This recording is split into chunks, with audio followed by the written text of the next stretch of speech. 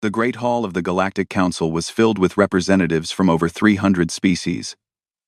Some floated in special chambers filled with gas. Others stood on mechanical legs because their homeworlds had different gravity. A few existed only as projected light. Their real bodies too large or too strange to travel between stars. They had gathered here for 10,000 years to discuss trade, borders, and the occasional small war. Today, they would witness something none of them expected. Ambassador Kevin Marsh stood at the human podium. He was a tall man, with gray hair and calm eyes. He had served Earth for 30 years in various positions, but nothing had prepared him for this moment. Across the chamber, the Kreth delegation watched him with hungry eyes. The Kreth were large reptilian creatures with scales the color of dried blood. They had conquered 43 worlds in their history. They had never lost a war. High Commander Zyrax stepped forward. He was the largest Kreth in the chamber, covered in battle scars that his species wore with pride. When he spoke, his voice echoed through the hall like thunder. Humanity has 30 standard days to surrender the colonies of New Montana, Horizon's Edge, and Port Sullivan. Failure to comply will result in military action. The Kreth Dominion does not make empty threats. A ripple of whispers moved through the chamber. The older species exchanged knowing looks. They had seen this before. A young species with a few colonies would face a demand from a stronger power. The young species would negotiate, surrender some territory, and learn their place in the galaxy. It was the natural order of things. Kevin Marsh looked at the Kreth commander for a long moment. Then he looked around the chamber at all the watching eyes. He thought about his daughter back on Earth, about the colonists on New Montana who had built their homes with their own hands, about every human who had ever died protecting what was theirs. "No," he said simply. The chamber fell silent. Zyrax leaned forward, certain he had misheard. "What did you say, human?" "I said no. Humanity will not surrender any territory. We suggest you reconsider your position." Several alien delegates actually laughed. The sound was strange, coming from beings with no lungs or mouths, as humans understood them. Counselor Vethras, a tall insectoid being who had served on the council for 2 centuries, watched with what might have been concern. He had studied humans since they first appeared on the galactic stage 12 years ago. Something about them had always made him uneasy. Zyrax's scales rippled with what Kevin recognized as amusement. "You have fewer than 200 ships. We have 800. Your species has existed in space for less than 400 years. We have ruled our domain for 6,000. Do you understand what you are saying?" Kevin nodded slowly. "I understand perfectly.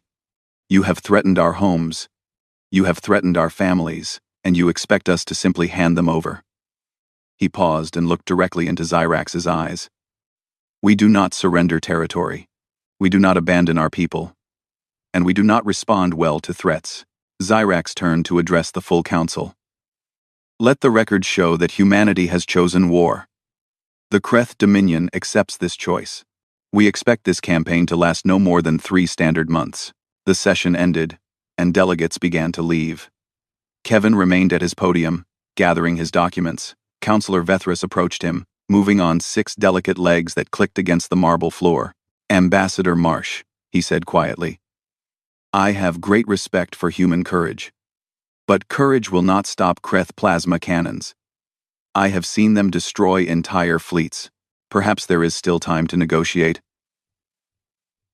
"I could speak to Zyrax privately and—" "That won't be necessary," Kevin said. "You do not understand. The Kreth have never lost a war. They are brutal and efficient. They will not show mercy." Kevin looked at the old insectoid with something that might have been pity. "Counselor, humanity has fought wars for 10,000 years. We have burned our own cities. We have salted our own fields. We have invented weapons that could crack our planet in half, and we used them on ourselves. Twice." He picked up his documents and tucked them under his arm. "The Kreth have never lost a war. Neither have we. Not when it truly mattered." Vethras watched him walk away. For reasons he could not explain, he felt a cold sensation in his thorax. It was fear, he realized. He was afraid for the Kreth. 3 weeks later, the war officially began. The Kreth sent their first fleet of 150 ships toward the colony of New Montana. They moved in perfect formation. their commanders confident and eager for glory. War, to the Kreth, was almost a religious experience. They had rituals for it, they had songs, they had ancient traditions about meeting enemies in honorable combat, and claiming territory through strength. Admiral Danny Cortez watched the Kreth fleet on his tactical display from the bridge of the carrier Relentless. He was a short man, with dark hair and quiet eyes that had seen too many battles. His first officer, Captain Amy Sullivan, stood beside him with her arms crossed. "They're flying in standard formation," she observed. "Tight groupings. Flagship at the center. Escort wings on the flanks. Textbook stuff." "Textbook stuff," Danny nodded. "They fight like they've always fought. Line up, exchange fire, strongest fleet wins." He touched a control on his chair. "Get me a secure channel to all fleet commanders." A moment later, the channel was open. Danny spoke calmly and clearly. "This is Admiral Cortez. The Kreth are approaching New Montana, expecting a standard engagement. They will not get one. All civilian evacuation is complete. Phase 1 begins now. Strike groups Alpha through Echo. Execute your jump coordinates. Stealth frigates, you are authorized to begin silent running. Remember your training. Remember what we're fighting for." He paused. "The Kreth think this is a war. Let's show them what humans do when someone threatens our families." The channel closed. Around him, the bridge crew worked with quiet efficiency.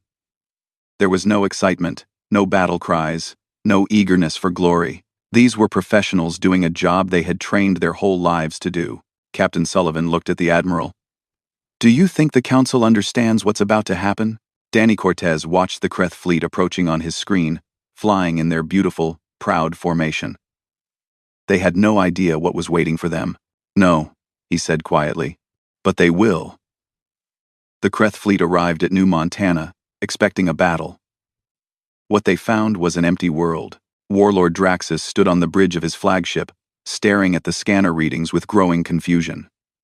The colony was there. The buildings were there. The farms and factories and roads were all exactly where intelligence had said they would be. But there were no people. No ships. No defenders. "Where are they?" he demanded. His tactical officer, a younger Kreth named Vorn, checked his instruments again. "The colony appears to be completely evacuated, Warlord. No life signs detected. No defensive installations active." Draxus felt his scales tighten with frustration. This was not how war was supposed to work. You attacked a world. The enemy defended it. You fought. One side won. That was the way it had always been. "They fled," said one of his commanders. "The humans are cowards. They abandoned their own colony rather than face us." Draxus was not so sure. Something felt wrong. "Begin landing operations. Secure the planet. Find out where they went." 200 Kreth shuttles descended through the atmosphere. Soldiers poured out onto the streets of empty towns. They searched homes and found meals still warm on tables. They found toys in children's rooms and clothes in closets. The humans had left only hours before, taking nothing but themselves. In orbit, the Kreth fleet settled into standard occupation formation. Supply ships moved into position. Fuel depots began the process of refueling the warships for the next phase of the campaign. That was when the first explosion happened. A fuel depot erupted in a ball of fire so bright it was visible from the planet's surface. Before the Kreth could react, 2 more explosions followed, then 4 more. Within 60 seconds, every supply ship in the fleet was either destroyed or crippled. "What is happening?" Draxus roared. The answer came from the darkness between asteroids. 17 human stealth frigates. Ships so small and quiet, they had been invisible to Kreth sensors, emerged and began firing. They did not aim for the warships. They aimed for the engines, the fuel lines, the communication arrays. They crippled without killing, then vanished back into the asteroid field before the Kreth could return fire. On the surface, the ground war began. But it was not a war Draxus recognized. Colonel Ben Harlow had been waiting for this moment.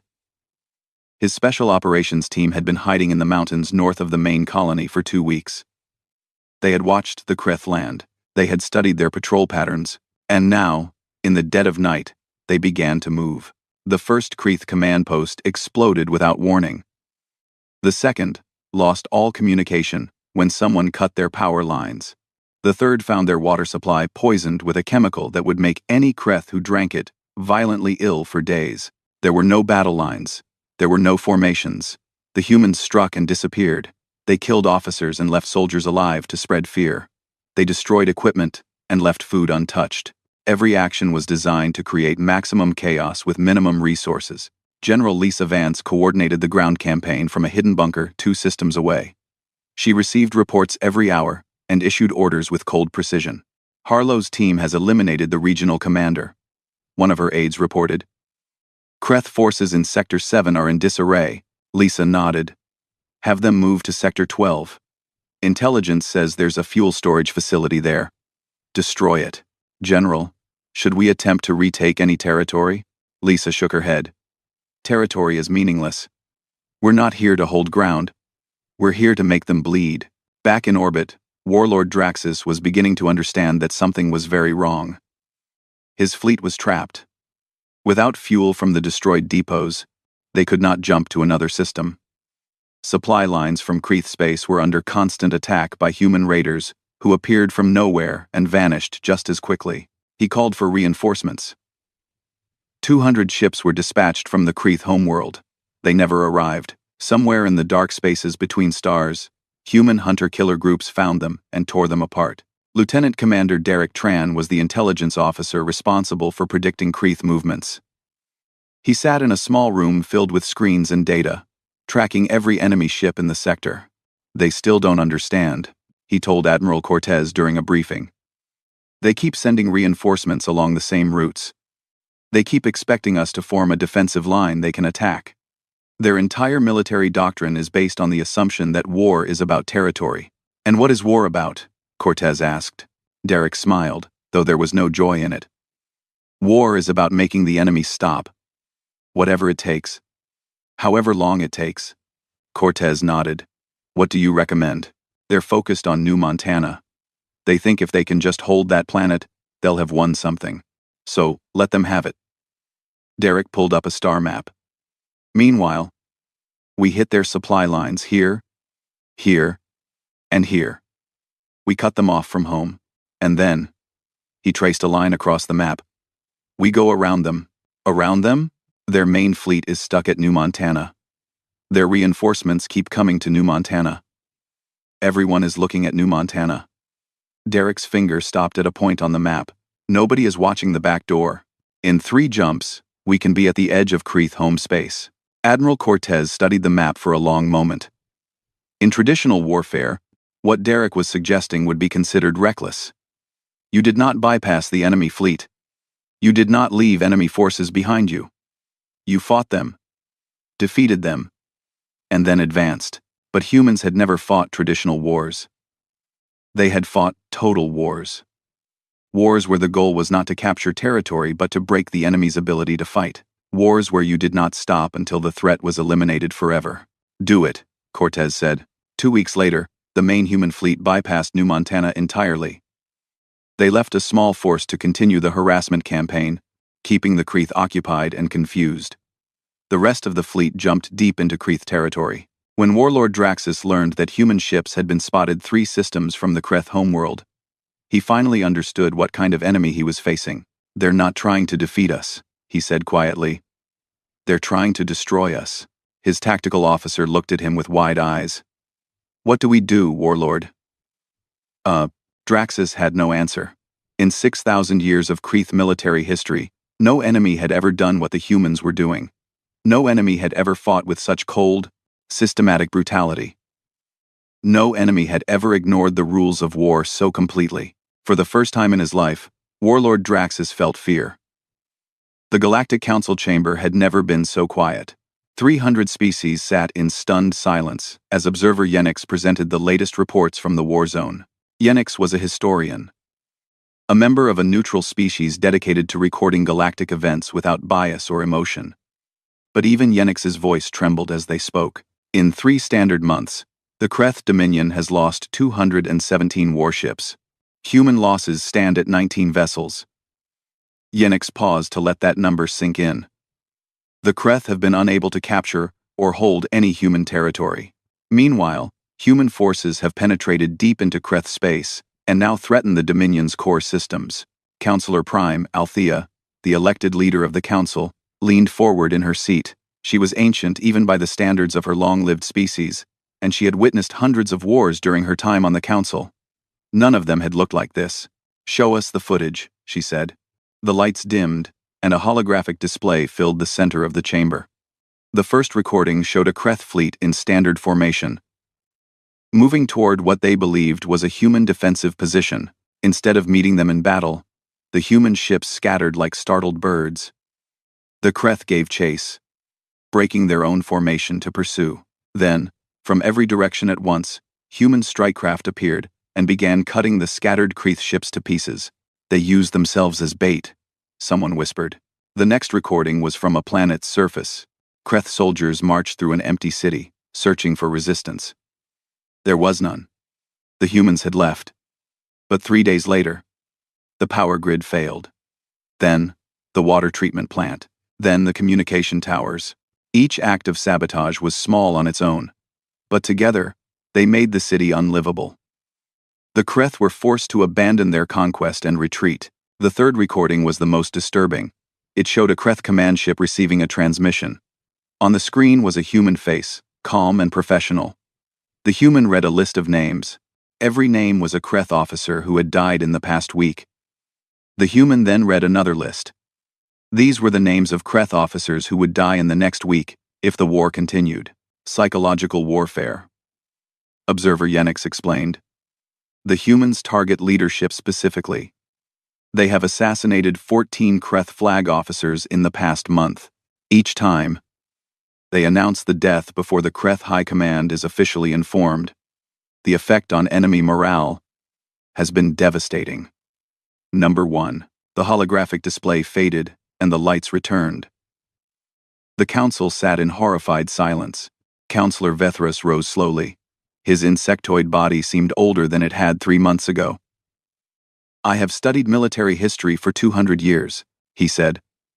"I have seen empires rise and fall.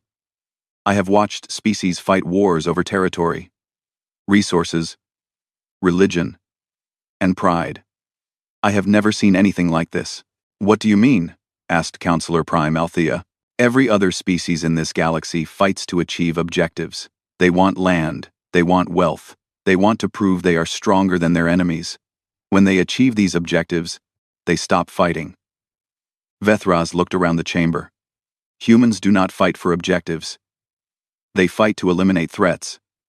They do not stop when they win. They stop when the enemy can no longer hurt them." A delegate from the Yorn Collective spoke up. "Surely that is the same thing?" "No," Vethras replied. "It is not. If you fight to win, you stop when your enemy surrenders. If you fight to eliminate threats, you stop when your enemy no longer exists as a military power." He paused. "The humans are not trying to defeat the Kreth. They are trying to destroy them." Counselor Prime, Althea turned to the human delegation. "Ambassador Marsh, we would like an explanation." Kevin Marsh stood and walked to the center of the chamber. He looked tired. The war was taking a toll on everyone, including diplomats. But his voice was steady when he spoke. "The counselor is correct," he said simply. "Humanity does not fight wars the way other species do. We cannot afford to." "Cannot afford to?" Althea repeated. "When humanity was young, we fought wars the way you describe. Limited wars. Wars with rules and traditions. Wars that ended with negotiations and treaties." Kevin's expression darkened. "We learned the hard way that limited wars create limited peace. You defeat an enemy, but leave them strong enough to recover. 20 years later, they attack you again. 50 years later, your children fight the same war their grandparents fought." He looked around the chamber, making eye contact with species after species. "We stopped doing that. When humanity truly commits to war, we do not fight to win battles. We fight to ensure that our children and grandchildren never have to fight the same enemy again. We break the enemy's military completely. We destroy their ability to wage war. We make the cost of fighting us so terrible that no one who survives will ever think of attacking us again." "That is monstrous," someone said from the back of the chamber. Kevin nodded slowly. "Yes, it is. War is monstrous. We do not pretend otherwise. He turned back to Counselor Prime Althea. The Kreth threatened to conquer 3 of our worlds. They threatened our families, our children, and they laughed when we asked them to reconsider. His voice hardened. We gave them a chance to walk away. They chose this. Now they will learn what that choice costs. Captain Matt Reyes commanded the destroyer Final Word. It was not a large ship, but it had a reputation. In 3 months of war, the Final Word had destroyed 23 Kreth vessels and had never taken serious damage. When enemy ships saw it coming, they often tried to run. Matt stood on his bridge, watching the latest intelligence reports. The human fleet was now 2 jumps from the Kreth homeworld. Resistance was crumbling. Kreth commanders were surrendering rather than facing what they called the human demons. Sir, his communications officer reported, we're receiving a transmission from the Kreth High Command. They're asking for terms. Matt felt nothing at this news. No joy, no relief, just cold acknowledgement of a job not yet finished. Tell them to contact Admiral Cortez on the Relentless. He has authority to negotiate. Matt paused. And tell them that any terms will be dictated, not discussed. In the council chamber, Observer Yenix finished their presentation. Based on current projections, the war will effectively end within 2 standard months. The Kreth Dominion will cease to exist as a major military power. They had 800 ships. Someone said quietly. They had 6,000 years of military tradition. They had conquered 43 worlds. Yes, Yenix replied, and they made the mistake of threatening humanity. The council session ended, but no one moved. They sat in their seats, thinking about what they had witnessed. A species that had been part of the galaxy for only 12 years had just dismantled one of the most powerful military forces in known space. They had done it in months instead of years. They had done it with fewer ships, fewer soldiers, and fewer resources. And they had done it without mercy. Counselor Vethras remained in his seat long after others had left. He thought about his conversation with Ambassador Marsh before the war. Neither have we, the human had said. Not when it mattered. Now Vethras understood what those words meant. When humans fought for survival, they did not lose. They could not afford to lose, so they made sure they never would. The Kreth homeworld of Krethos Prime had never been attacked in 6,000 years. It was the heart of their civilization, a massive planet covered in cities and monuments to their military glory. Statues of great warriors lined every street. Museums held the weapons of ancient conquests. Children grew up learning songs about the enemies their ancestors had crushed. Now, human ships filled the sky. Admiral Danny Cortez stood on the bridge of the Relentless, looking at the planet on his tactical display. The Kreth fleet that had once numbered 800 ships was down to fewer than 100, and most of those were trapped in orbit with nowhere to run. The war was effectively over. All that remained was the ending. Admiral, Captain Amy Sullivan said quietly, we're receiving another surrender request from the Kreth government. That's the 5th one today. 9. Same terms as before? They're offering more each time. Complete territorial concessions, economic reparations, exile of their military leadership. Amy paused. They're begging. Cortez nodded slowly. 5 months ago, the Kreth had laughed when Ambassador Marsh refused their ultimatum. They had talked about a 3-month campaign. They had expected easy victory against a young species with a small fleet. Now they were begging. Prepare a response, Cortez said. Tell them their offers are insufficient. Tell them we will dictate terms when we are ready, and not before. Amy looked at him. Sir, some of our officers are saying we should accept. The war is won. We've made our point. Further action might seem excessive to the council.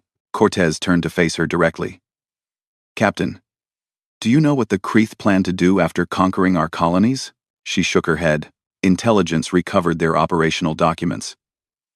After taking New Montana, Horizon's Edge, and Port Sullivan, they planned to demand 5 more worlds, then 10 more. They intended to turn humanity into a subject species, working in their mines and factories. Our children would have grown up as slaves. Cortez's voice was calm, but there was something terrible behind his eyes. We will accept surrender when I am certain they can never threaten us again, not before. On the surface of Krethos Prime, chaos reigned. The civilian population had never experienced war on their own soil.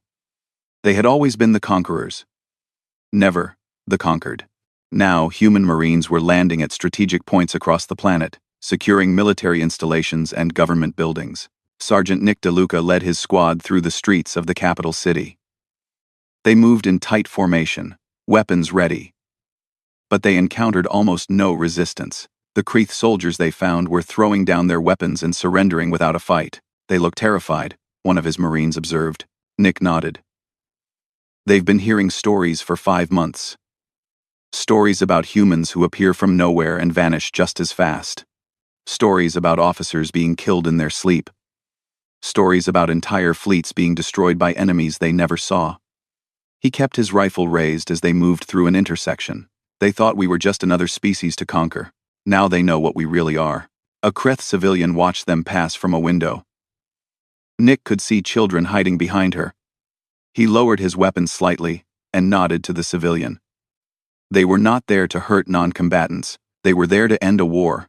Admiral Paula Chen Vasquez commanded the Second Fleet. Her job was to cut off escape routes and ensure that no Kreeth military vessel left the system. She was very good at her job. Contact bearing 375, her sensor officer reported. Kreeth destroyer, attempting to jump to hyperspace. Disable it, Paula ordered.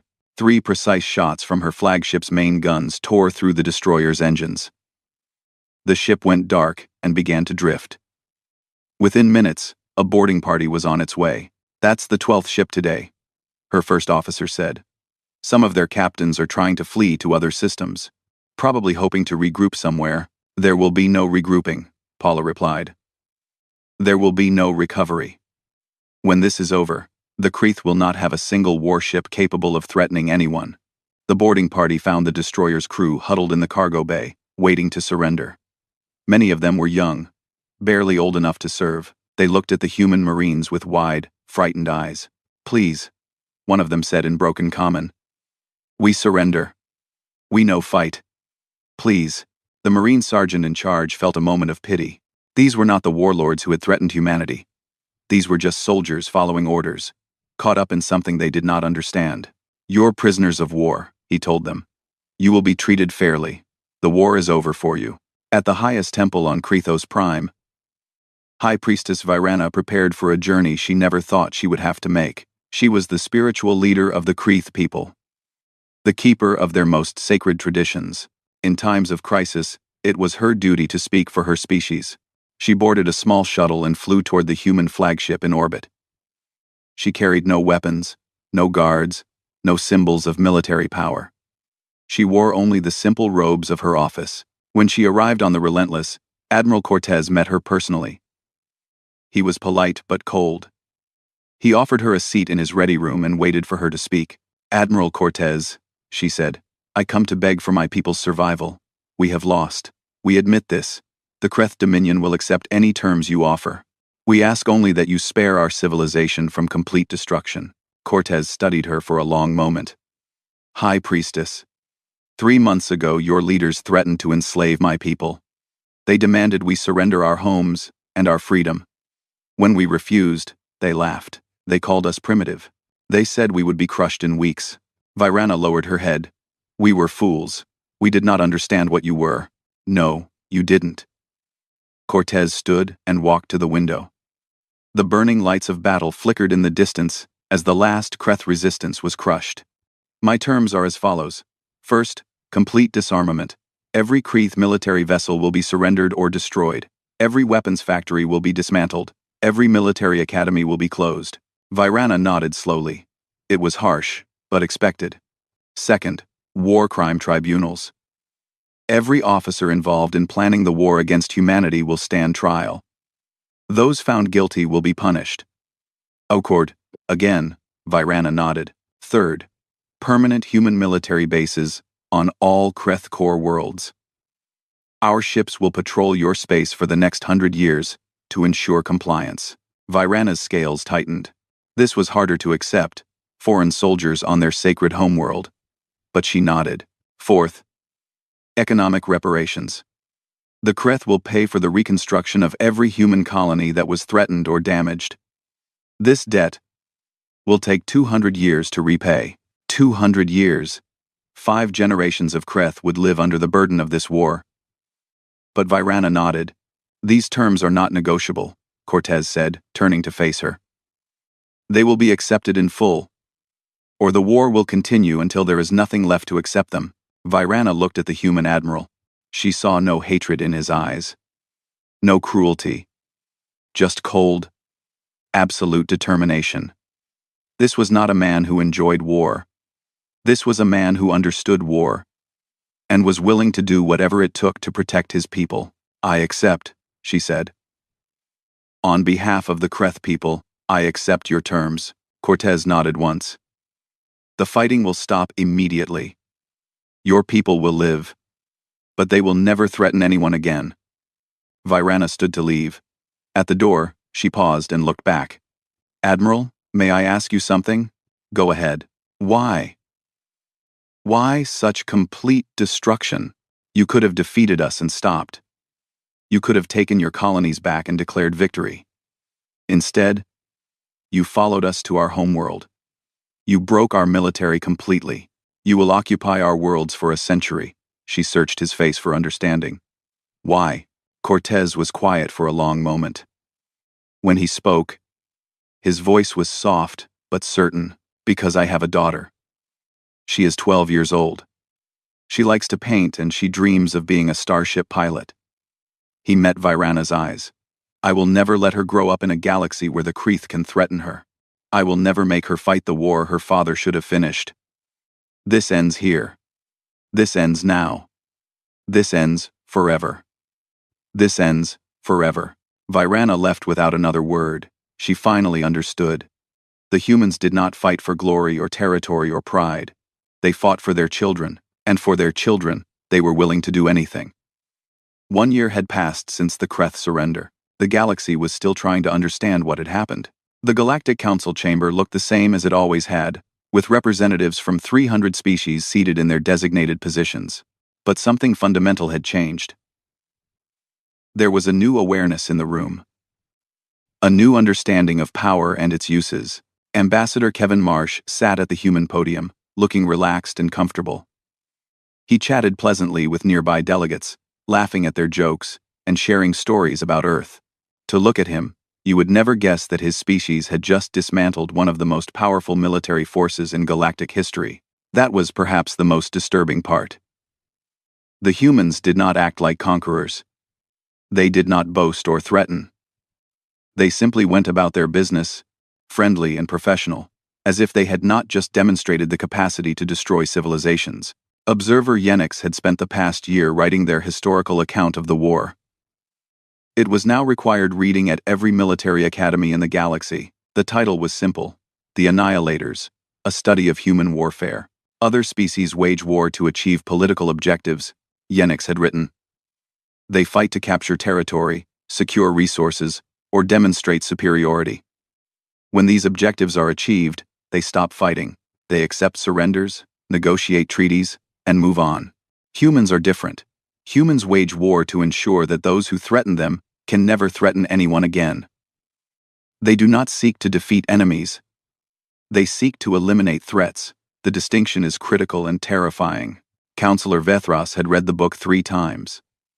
Each time, he found new reasons to be grateful that his species had never given humanity a reason to see them as enemies. Today's council session was dedicated to welcoming a new species into the galactic community.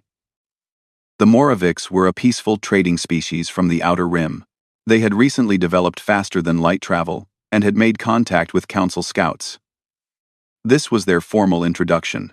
The Moravik's ambassador was a small creature with large eyes and delicate wings. They seemed nervous as they approached the speaking platform. Overwhelmed by the size and diversity of the council, "We are honored to join this community," the ambassador said in a high musical voice. "The Moraviks wish only to trade and learn. We have no military ambitions. We seek only peaceful relations with all species." The council murmured approval. This was what they liked to hear from new species. Peaceful intentions. Humble requests for friendship. It made integration so much easier. After the formal ceremony, The Moravic's ambassador found themselves approached by various delegates, offering trade deals and cultural exchanges. It was all very welcoming. Councillor Vethras approached as well, but not to offer trade. "Ambassador," he said quietly, "may I offer you some advice?" The Moravics looked up at the tall insectoid with curiosity. "Of course, Councillor. We are eager to learn the ways of this community." Vethras glanced across the chamber to where Ambassador Kevin Marsh was chatting with a group of delegates. The human was smiling warmly, his manner completely non-threatening. "Do you see that species?" Vethras asked. The Moravics followed his gaze. "The humans?" "Yes. We have read about them. They seem very pleasant." "They are pleasant," Vethras agreed. "They are friendly, generous, and genuinely interested in cooperation. They will make excellent trading partners. They will share technology and culture freely. They will help your species grow and thrive." The Moravic's ambassador seemed pleased. "That is wonderful news." "1. Yes, it is." Vethras paused, choosing his next words carefully. "But I must warn you about something. 1 year ago, a species called the Kreth threatened humanity. The Kreth had conquered 43 worlds. They had the largest military in this sector of space. They demanded that humans surrender 3 colonies. What happened? The humans refused. The Kreth declared war. Vethras's compound eyes reflected the chamber lights. 5 months later, the Kreth Dominion ceased to exist as a military power. Their fleet was destroyed. Their military leadership was arrested and tried for war crimes. Human soldiers now patrol their homeworld. They will be paying reparations for the next 200 years. The Moravic's ambassador stared at Vethras with growing concern. "The humans did this?" "The humans did this?" "Yes. Those friendly, pleasant humans you see, laughing and sharing stories. They did this. And they did it without passion or hatred. They did it with cold, systematic efficiency." Vethras leaned closer. "My advice to you is simple. Be their friend. Trade with them. Respect their borders. Welcome them into your ports, and treat them with honor. Whatever you do, never give them a reason to see you as a threat." The Moravic's ambassador swallowed nervously. "And if we did? If we somehow made a mistake?" Vethras looked back at Kevin Marsh. The human caught his gaze and nodded politely, then returned to his conversation. "Then your species would become a cautionary tale," Vethras said simply. Just like the Kreth, Fleet Admiral Danny Cortez had retired from active command. After 30 years of service and a war that had changed galactic history, he had earned some rest. But rest did not come easily to men like him. He now served as Earth's military advisor to the Council. His official duties were light. His real purpose was deterrence. When he walked into a room, species remembered what humanity could do. When he sat quietly in council sessions, delegates chose their words more carefully. Kevin Marsh found him on the observation deck after the session ended. The 2 men stood together, looking out at the stars. "The Moravics seem nice," Kevin said. Cortez nodded. "They do. I hope they stay that way." Vethras was talking to their ambassador, probably giving them the standard warning. "Good. Better they learn now than later." Cortez was quiet for a moment. "I got a message from High Priestess Virana today. She wanted to inform me that the last Kreth weapons factory was dismantled ahead of schedule. She thanked me for our mercy." Kevin raised an eyebrow. "Mercy? Mercy? Compared to what they expected, I suppose it was mercy. They thought we would burn their cities and salt their fields." Cortez shook his head. "We had no interest in destroying their civilization. We only wanted to destroy their ability to threaten us. There's a difference." Quote, "Not everyone sees it that way. Some species think we were too harsh. Others think we should have gone further. Those who think we were too harsh have never had their homes threatened. Those who think we should have gone further don't understand what war costs." Cortez turned away from the window. "We did what was necessary. Nothing more. Nothing less." On Krethos Prime, a young Kreth child named Vorix sat on a hill overlooking his village. It was evening, and the stars were beginning to appear in the darkening sky. Among them, He could see the lights of human patrol ships, moving slowly through the darkness. His mother sat beside him, watching the ships as well. "Mother," Vorik said, "why do the humans stay here? The war ended a year ago. Why don't they leave?" His mother was quiet for a long time. She was old enough to remember the war, to remember the fear and the shame of defeat. She was old enough to understand things her son could not yet grasp. "They stay to make sure we remember," she said finally. "Remember what?" She put her arm around him and held him close. "Remember what we were. Remember what we tried to do. Remember what they did in response." She looked up at the patrol ships passing overhead. "And remember why. Are they angry at us?" His mother shook her head. "No. I don't think so. They're not cruel people. They didn't want this war. We forced it on them. They simply finished it." Vorik watched the human ships disappear over the horizon. "Will they ever leave?" "Someday, when enough time has passed, when they're certain we've learned our lesson." His mother kissed the top of his head. "Until then, we show them we've changed. We build a new civilization, one that doesn't threaten its neighbors. We teach our children to be better than we were." "I want to be better," Vorik said quietly. "Then you will be." In the Great Hall of the Galactic Council, the day's business was finished. Delegates filed out, returning to their ships and their homeworlds. The galaxy continued to turn, but something had changed. Every species now understood something they had not understood before. There was a line that should never be crossed. There was a species that should never be threatened, not because they were cruel or aggressive or expansionist, but because they protected their own with a completeness that no other species could match. Ambassador Kevin Marsh was the last human to leave the chamber. He walked slowly, enjoying the quiet. Tomorrow there would be more negotiations, more trade deals, more of the endless work that kept the peace. Tonight, there was only stillness. A junior aide from another delegation approached him nervously. "Ambassador Marsh? May I ask you something?" Kevin smiled warmly. "Of course. Everyone talks about human warfare, about what your species does when threatened." The aide hesitated. "But what happens when you're not threatened? What are humans like when they're at peace?" Kevin considered the question. It was a good one, perhaps the best he had been asked. "When we're at peace," he said, "we're curious. We explore and create and dream. We write poetry and build cities and fall in love. We raise our children and care for our elderly and try to leave the universe a little better than we found it." He put his hand on the aide's shoulder. "We're not monsters. We never wanted to be feared. We just want to live our lives and protect our families. But when you're threatened," Kevin's smile faded slightly. "Not into anger or cruelty, but into something deeper. Something old. When we're threatened," he said quietly, "we become what we need to become. And we don't stop until our families are safe." He nodded politely and walked away, leaving the aide alone in the empty chamber. The lights dimmed automatically, leaving only the stars visible through the great windows. Tomorrow, the galaxy would continue. Trade would flow. Species would cooperate.